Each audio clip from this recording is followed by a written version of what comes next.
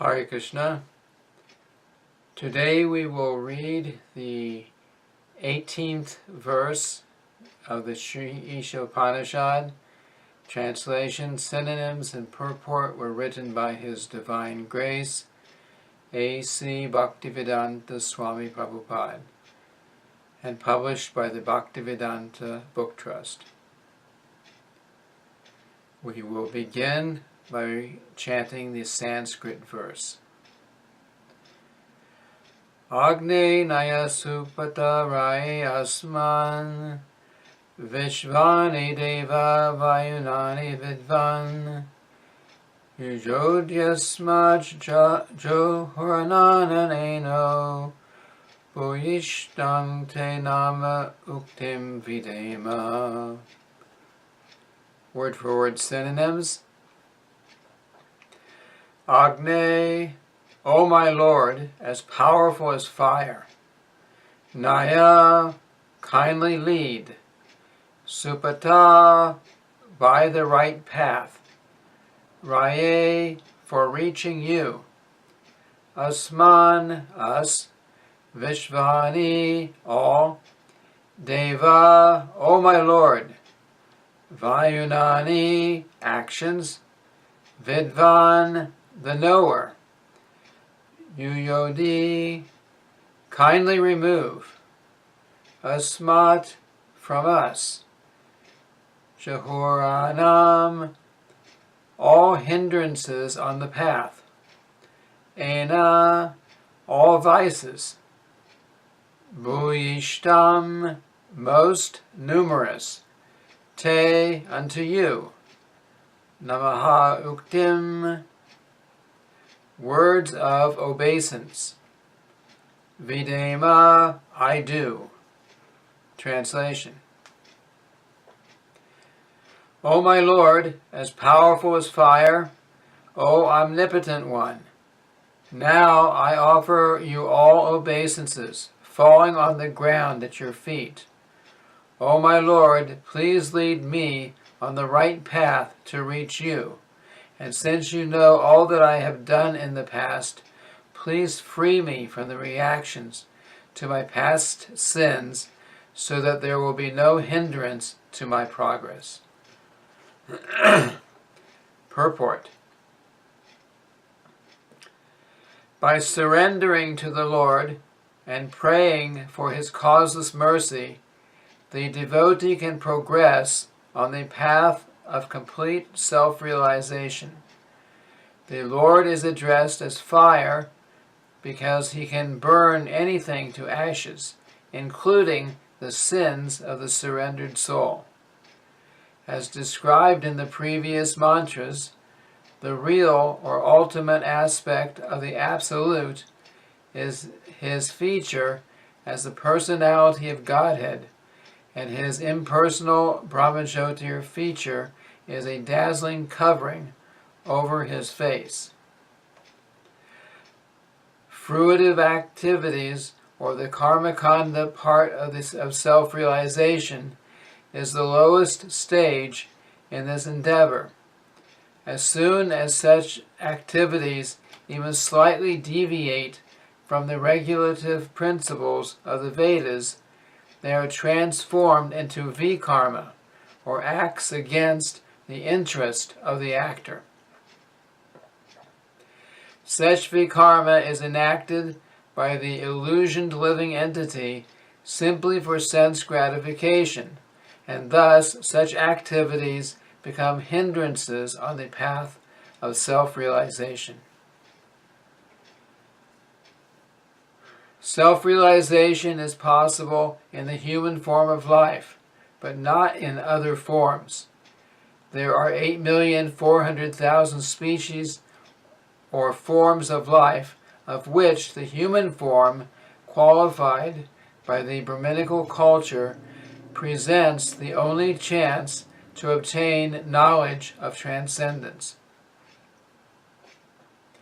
Brahminical culture includes truthfulness, sense control, forbearance, simplicity, full knowledge, and full faith in God.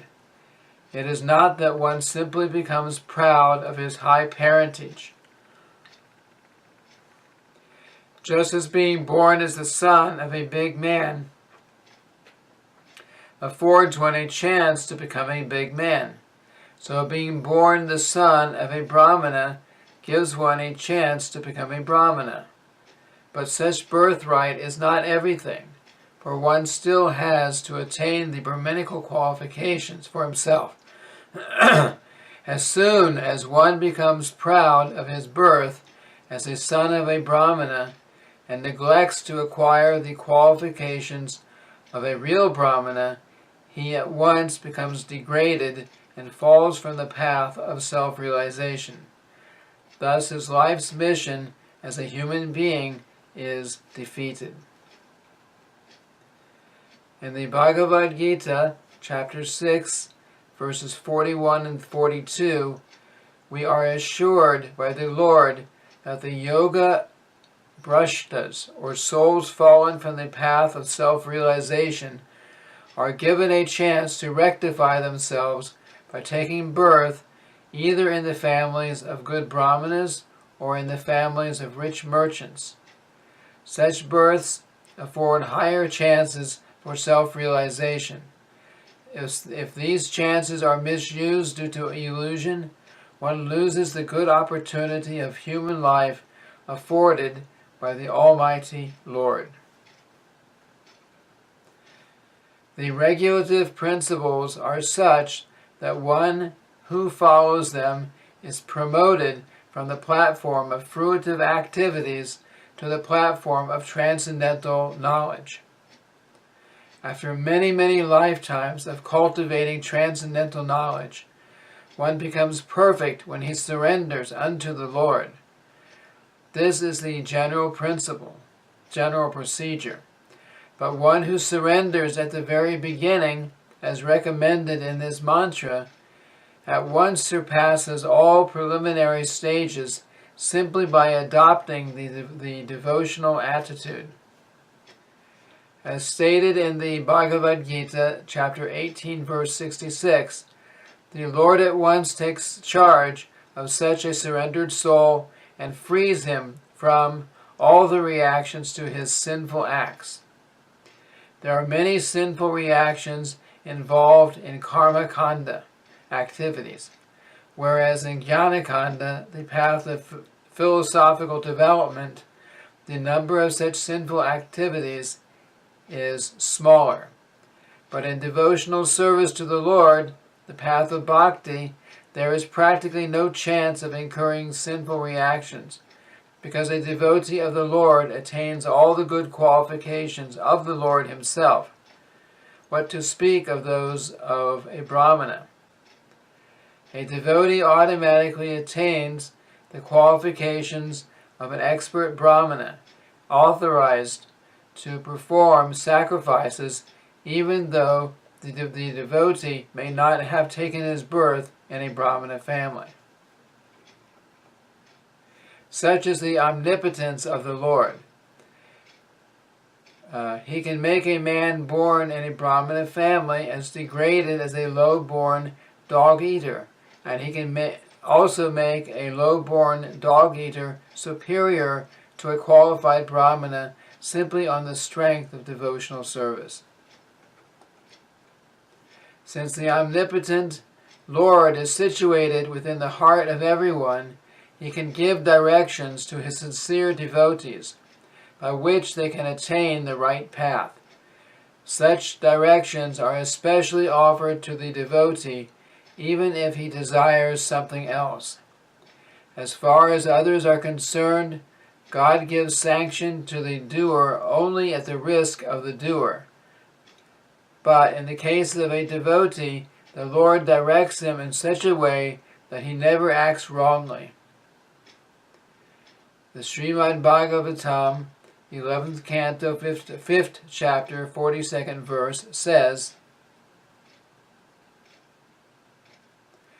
Swapada mulang bhajata priyasya chaktanya bhavasya hari paresha Vikarma yacho patitan katanchit dunoti sarvang hridisan ivishta.